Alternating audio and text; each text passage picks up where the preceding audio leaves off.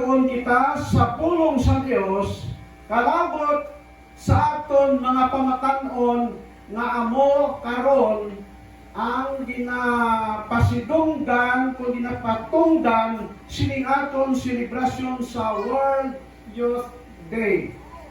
Ang tema sa mga pamatan-on, show up to the cities. Pagkikita sa mga urban areas. Ang suhito nga gusto na kung dalon sa inyo sintak na sa kabihon mga kauturan, ka mga pamatan-on, kaangay sang gindala kagabi sang apo ni Apostol Pablo, no? Si Paul Tihada. Sini ko siguro si Paul to sa Bible, Tihada sa apelyido sa to, kay ari diri ang iyang apo karon no, upod naton. Binuluhan siya Jonah Davila of God. Si Jonas ang pinalangga sang Dios. Mag-ampo ka. Gamanan ka walay tugtuban ng mga Dios nga kasbitasan sa mga langit. Salamat Ginoo sintak na sang kagabihon ikaw sige hapon ikaw upod namon. Tubuti Ginoo nga ang pulong ang pagatunan karon maga palalupsop sa tagsa namon tagikusoon sa ngalan ni Jesus. Amen. Jonah Davila of God. Siguro makasiling ka mo nga paano nang imbilaw mo God is Jonah kay Arabadon sa Rawayon. No? Pero mga utod, amo ini ang atong pagatunan sintak na sa gabi. Hunas Kapitulo 1, versikulo 1, nagsiling ang balang kasulatan, karon ang pulong sa Ginoo kay Hunas na anak ni Amitai na nagsiling. Ano kano? Tuhod na si Hunas nagapalagyo tubangan sa Ginoo, pero ang Biblia nagsiling, ang pulong sa Ginoo nag-abot kay Hunas. Utong kisa malagyo kita, pero ang pulong sa Ginoo magasulod sa atong tagsa kana kasing-kasing. Versikulo 2 nagsiling siya, tindog kadto sa Ninibe, inang banwa nga dako, kag magsigid batok sa iya, kay ang pagkamalaw si nagdamat sa tubangan ko.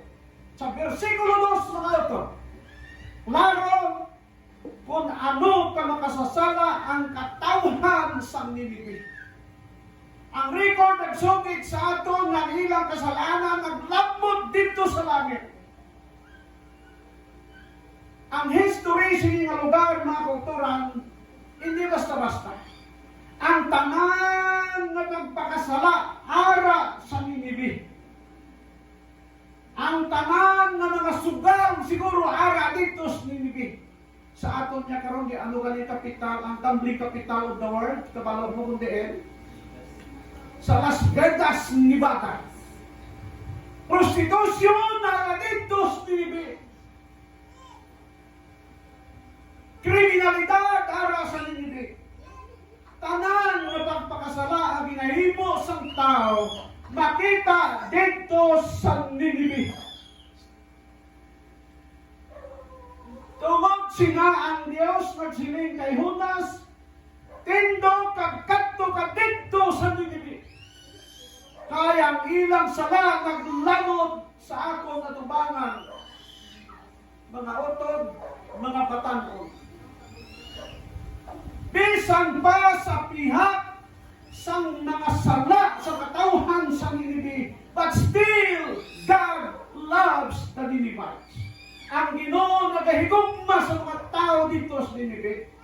Kabangdanan ko na ang iyang anak na si Jonas, kinsuko niya, kanto dito Jonas. Napakadtol ka si Jonas. Ako natagan sing tsansang katawhan sa Ninibe na makahinulsol sa ilang sala. Anuman nga klase sang sala sa mga tao dito, kag anuman nga klase sang sala na aton makomitar sa sining kalibutan, but still ang Ginoo nagahigugma sa aton kag gusto kita hatagan sing isa makatsansa sa akong kinabuhi. Pamangkot kita naging buhi pagkusang Ginoo. Naging buhi ako sa isa kadakong aksidente na natabo sa akong kinabuhi. Tungod kay ang Dios na higugma sa imo, tungod kay ang Dios gusto pa ikaw mag-alaga dira sa iyo. Versikulo 3 ang siling nga kasulatan. Si Jonas nagpati, naglakad. Pero din siya nagkatungotod, nagbakal sang tiket.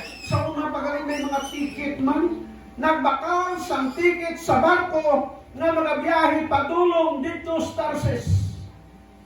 Nagbayad para malagyo sa Diyos. Mga tungkol kaysa kita nagagastos ang kwarta agad sa pagpalayo sa tubangan sa Ginoo. But remember, siling pa ni George W. Bush sa kay Osama Bin Laden, ang billionaire na terorista sa bilog kalibutan. Siling ni Boss sa iya, you can run, but you cannot hide. Siling sa isa kakanta, siguro pa, pirmi ninyo mabatian ang kanta na ini, siling pa sa kalantahon, you may hide beneath the mountain. You may hide beneath the sea. But there's no place in this whole wide world the Lord cannot see. Otod, manako man ta, malagyo man ta, but still ang Ginoo nagalang tao sa atin. Din ka makato, makita kas Ginoo. Si Jonas, sunahuna niya, libre na sa assignment, mga kautoran. Pero sa versikulo 4 nagsiling ang balang kasulatan, samtang si Jonas talagyo, nagsakay sa barko, ang Diyos nagpadala sa bagyo para lang dito, intended lang ito kay Jonas. Ya? Kung kayo sama, kauturan mga batanon, mag-aabot sa ato ng bagyos kinabuhi, hindi tungod kay kita wala kita ginapalangga sa Diyos, nag-abot ang bagyos ng kinabuhi sa tagsa-tagsa sa aton, agod na kita makabalik sa pagkalagad sa Ginoo. Si Jonas, gitpadalaan sa bagyo, hindi tungod kay paktyon sa Ginoo, no? Hindi mo ang purpose ang Ginoo kay Jonas, gitpadalaan sa asing bagyo, agod na siya makapamalandong sa mga butang na iyang nabuha. Sa versikulo 5, samtang ara siya dito sa barko na nagabagyo, ang mga tripulante nagakadto pakari, kada isa sa ila, sambit sa ilang Diyos, kung sino na ito nga Diyos, tungod kang taong mautod, bisan way nagatulo sa matuod kang Diyos, pero ara nga daan sa aton instead mga kauturan, na kita magasimba bisan ano lang na dapat natin simbahon. Halag dinamag ng mga tao. Si Jonas, sa island, nangaw pagit siya dito sa dik sa barko. Gusto idalong sa barko, pinimamog sa kaisuro sa barko. Dito sa pinakidalong sa barko. Samtang ara siya dito, ang mga tao nagakinaguliyan silang tanan, pero si Jonas dito ya, nami ang tulog ni Jonas. Tulog-tulog lang si Jonas na aman, tungkol kay ibalo siya, na siya ang kabangdanan kung nga nag-abot ang dako ng unos sa pagkagatan. Mga batanon, daway naging sila sa bahimo. Ang mga taong ara dito, nagunahon na sila nga, may ara, gidiri nakasayop sa aton, kung nga nag-abot ining kalamidad sa aton, ang tanangila ng mga karkagin ng haboy na dagat. Sabi ninyo, dako na ang perwisyong nagabo kay negosyo, naguma, tungod sa kay Jonas. Mga utod, sa panahon na ikaw kagako, labi na sa aton mga batanon, samtang ikaw magapalagyo at tubangan sa Ginoo, magadulot ini sa perwisyo sa imong mga ginikanan, sa imong isig kabangatanon, kag sa iglesia, mga batanon. Sila sa mga tao, maayos sila papalad ta, ang kung ano nang ginahimo ng papalad ta, ng para mabataan kung sino, among nang ginhimo sa una sa kay akan. Kag sa ginhimo ini sa mga tao, ang Ginoo nagtudlo sa ila, kung sino ang sad-an sa tong panahon. Uy, nagabot mo kay Jonas. Pero si Jonas, yakatulog. Sila sa kapitan sa bagoy. Ang iba niya na panawag sa ila Diyos, imo niya kahurado ka na, tanon, bugtaw. Ginpamangkot siya sa kapitan, tagadiin ikaw, sino ikaw, naaari ka diri, din ka nakato. Pagkadamo pamangkot ay pagkitsabat si Jonas. Abi ninyo mga otot, sa katapusan si Jonas nagsiling, Sir, Hudiyo ako, Israelites ako, kagpropita sa Diyos. Uy, propita sa Diyos, pero nalagyo sa Diyos. Hudiyo siya, pero nagpalayo sa iyang Diyos.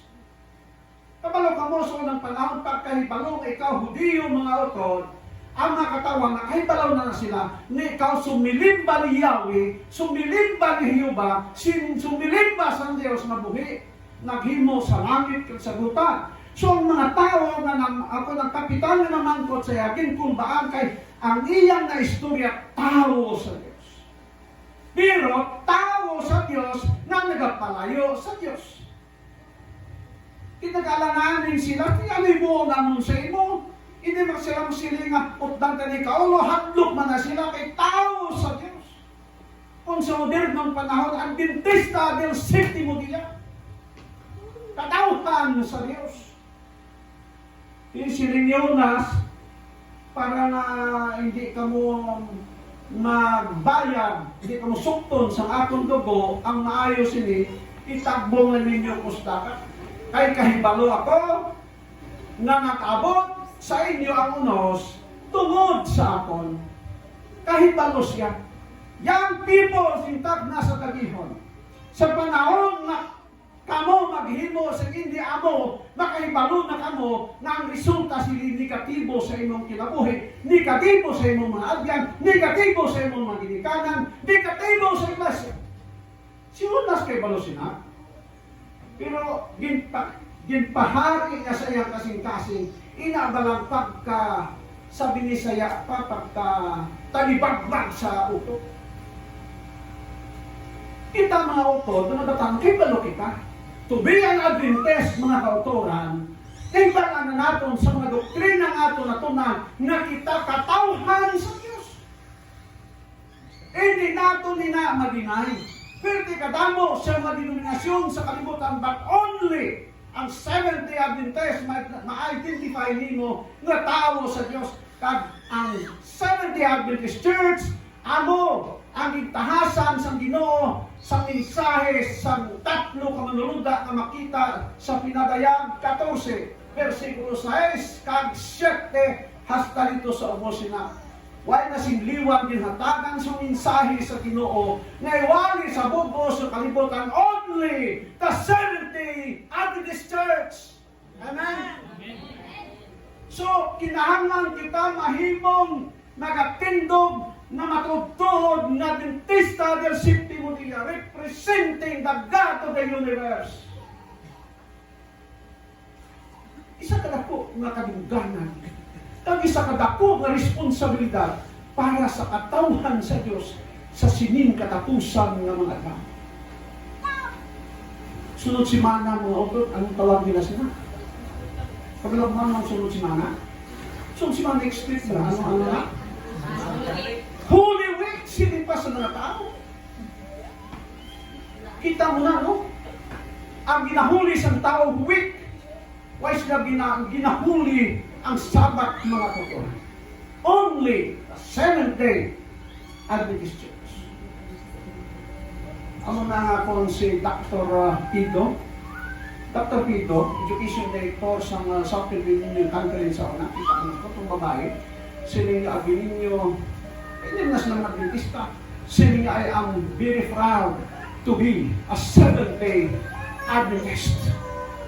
Proud na proud siya. Oops. Na siya nahimong Adventista. Tungod sina, hindi natong dapat ikahuya na kita mga miyembro sa katauhan sa Diyos. Si Jonas, bisan tuod backslider, bisan nalagyo, apang ginpakilala niya siyang sa makatawhan niya ng istorya, siya ako tao sa Diyos. Propeta sa Diyos. Kuyaw nga, pagpakilala ni Jonas.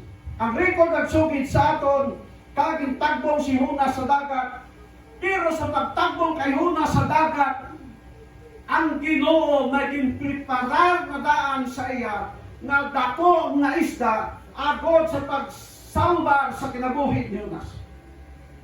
Ano itong isda mo to? Ayan, sa inyong huna ano ay hanto siya? Bilyena? Ang bilyena maamalas na siya. Hindi na grupo sa mga isda. So, isda gito ya. Naging himo sa Ginoo sa sinalang na panahon, sa sinalang na okasyon. Kung nahimo sa Ginoo pagtuga sa langit kag sa duta, isda lang hindi mahimo.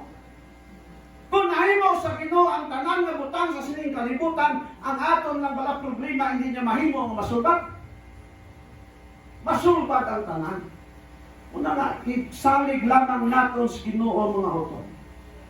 Tungod kay ang Dios nagpalangga kay Jonas, kag may ara sa buhaton ihatag kay Jonas. Tungod nga si Jonas nakapalagyo, hindi siya gusto magwali, at ang Ginoo nakakita kay Jonas na ara sa iyang quality sa isa ka manugwali. Sa panahon nga ining tawhana, magahinulsol siya makalabas. Kapitulo 2, versikulo 1, tub 10. Si Jonas ara nasa sulod sa isla. For 3 days and 3 nights. Mga utod, kung normal lang itong klasik isla, mabuhi ka sa 3 kadlaw sulod isla. Pwede kainit ang ara dito. Tama na kainit, matunaw ka kung ara ka dito. Pero mga si Jonas, wala mapatay na dito siya sa sulod sa isla. Mga utod, tungod kaya ang Diyos may ara tuyo sa ila. Diba? May toyo ang Diyos para sa iyo. Siripa sa aton na second elder si Nanoy. Dapat yung mga istorya natin na student pastor. Saya mga po sa kaugalay. Naman po kung kumusta ang ilang mga assignment dito. Uy, ang iba sinig, huwag pagit, isang class B na lang, huwag pagit. Eh, monyo, pilay mo. Yakalawis kino, may nabautismuhan. May nabautismuhan. Ang iba ng mga estudyante, siguro sa ilang eskwelahan, mga bright to sila, ang naka-assign din sa amo niya, below average lang siya. Pero ginatawag niya ining tanan kay ang Diyos magagamit sa tao. Ano man ang imong kapasidad, kaginang kapasidad, kung itugyan mo sa tubangan sa Ginoo, ang Ginoo magagamit sila. Kapangdanan ito nga itong sabag ng kabautismo, sing-dusing ako. Ano? Amen.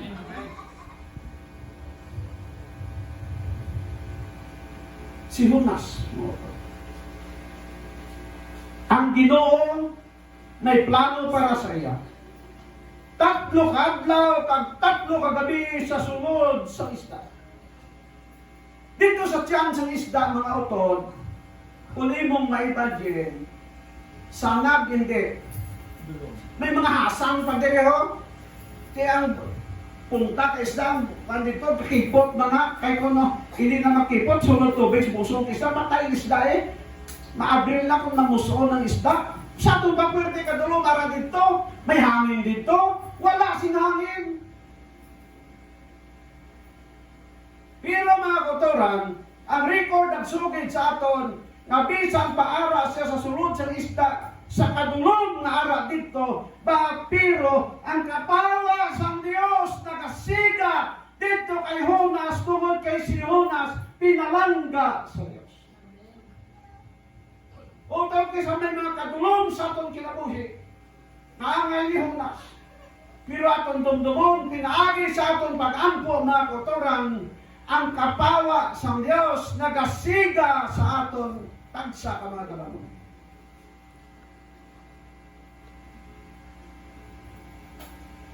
Kaysa nag-abot ng kaangay sila, agod na kita makapamalantrong. Abin ninyo sa panahon Apostol Pablo, si Pablo sa tanan na mabasa nimo sa Biblia. Labi na sa mga gitutunan. Luwas kay Jesus. Why na si maglabaw kay Pablo sa pinakamaayong speaker mga kapatid. Maayo siya magpasa sa istorya. Maayo siya magsulat gyapon sa mga argumento nga ginapasa sa iya. Ang kalam aratanan kay Pablo mga utod. Pero nag-abot ang panahon na may ara sing ungon. Ano nang ungon gani isapan? Sa kinarayatan na dogi. But sa Binisaya, tunog. May tunog sa iya. Perte ka sakit. Nangamuyo sa Ginoo kung mahimo kuha ang lingongon sa akot lawas. Kaya pertigid na ng ngul-ngul kung sa Binisaya. Pertigid ka sakit. Pero ano sabat sa Ginoo?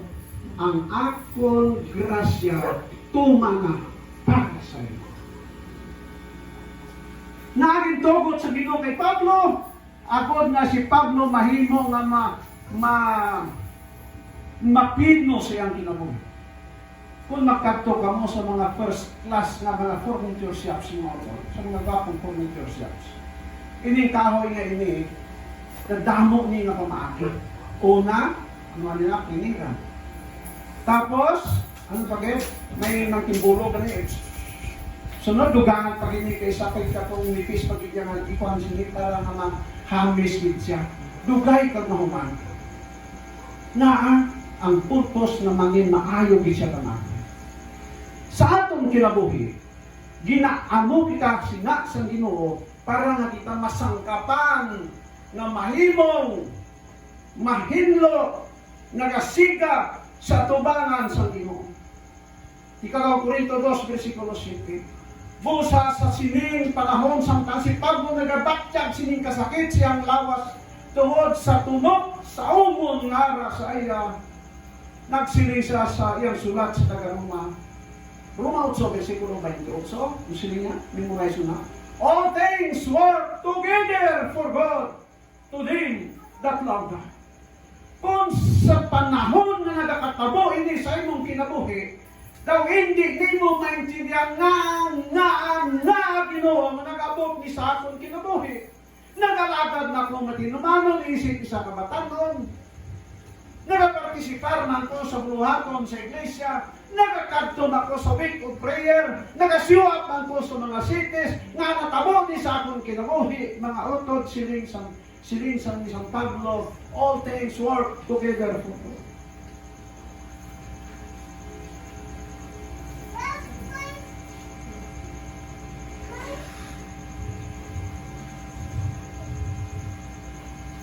Versikulo 2 ng siling sa diri. Ang tuyo sang Ginoo amo ang pagbag-o sang malinapason nga humas. Versikulo 3, para na iyang mahibuluan nagbisan sa sulod sang isda, ang Dios wala nagabiyas sa iyo. Sa tunga sang kadulom sa kinabuhi ni Hunas. Sa tunga sang kalisod sa kinabuhi, but still God nagaupod-upod dito sa iyo. Sa tunga sa kinabuhi ninyo mga batanon, kung kaysama kasining kamo daw tama kalisod, sa sining tanan tungtong naton ang Ginoo nagaupod-upod pirmi sa aton sa tanan nga panahon.